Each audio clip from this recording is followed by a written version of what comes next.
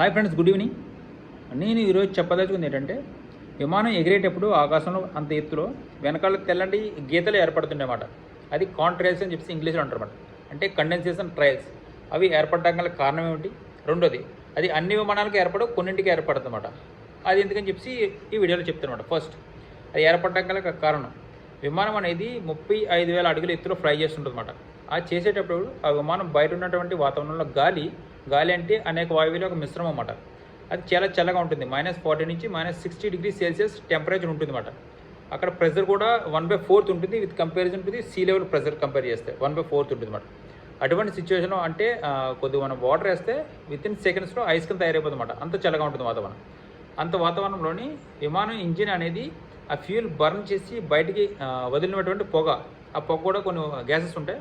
అటు hot air ఉంటుంది, hot air vapours ఉంటుంది, కార్బన్ డైఆక్సైడ్ ఉంటుంది, అన్బర్న్డ్ కార్బన్ ఉంటుంది, సల్ఫర్ కాంపౌండ్ పార్టికల్స్ ఉంటాయి అన్నమాట.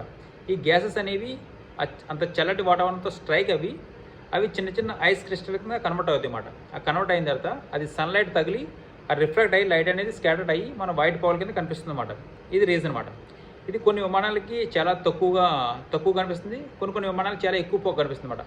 అది ఆ విధంగా కనపడడానికి కారణం, కొన్నింటికి వస్తుంది, కొన్నింటికి వైట్ పొగ రాదన్నమాట. ఇవి రావడానికి కారణం రెండోది ఏంటంటే RHI అని చెప్పి, relative humidity with respect to the ice.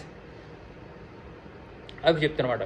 Example ఏంటంటే, ఇప్పుడు RHI వాల్యూ అనేది ఎంత తక్కువ ఉంది అంటే ఆ ఎయిర్ అనేది డ్రై అన్నమాట. ఆ సిచ్యువేషన్లో ఏంటంటే ఈ RHI వాల్యూ తక్కువ. ఆ టైంలో ఈ కండెన్సేషన్ ట్రయల్స్ అనేవి చాలా తక్కువ సమయం ఉంటుంది. అది వితిన్ సెకండ్స్లో మాయం కూడా అయిపోతాయి. అదే సేమ్ RHI వాల్యూ ఎక్కువ అంటే ఒక ఎయిర్ పార్టికల్స్ హ్యూమిడిటీ చాలా ఎక్కువగా ఉందన్నమాట. ఆ పార్టికల్స్ అనేవి ఎయిర్ పార్టికల్ మనం హ్యూమిడిటీ అని చెప్తాం కదా నార్మల్ వాతావరణంలో. అంటే ఎయిర్ వేపర్స్ అనేవి చాలా ఎక్కువ ఉంటాయి. ఆ టైంలో ఏంటంటే ఈ కండెన్సేషన్ ట్రయల్స్ అనేది చాలా ఎక్కువగా ఉంటాయి, చాలా ఎక్కువ సమయం కూడా ఉంటాయి అన్నమాట. అవి మనం కొన్ని టైంలో మనం విమానం వెళ్ళిపోయిన తర్వాత కూడా ట్రయల్స్ అనేవి అక్కడే ఉంటాయి అన్నమాట. అది మెయిన్ రీజన్ అన్నమాట. RHI వాల్యూ ఎంత ఎక్కువ ఉంటే ఆ ట్రయల్స్ అనేవి అంత ఎక్కువగా ఉంటుంది అన్నమాట.